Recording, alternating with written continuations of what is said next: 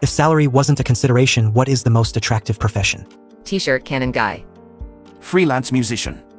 Just play music all the time, not worry about selling out or stressing over gigs and worrying if the bride is going to be cool or not. Make music for me, and if you like it, cool. Pro bono veterinarian. Treat animals that would otherwise go untreated. Quality tester for a hammock manufacturer. Test 1. Reading in hammock. Test 2.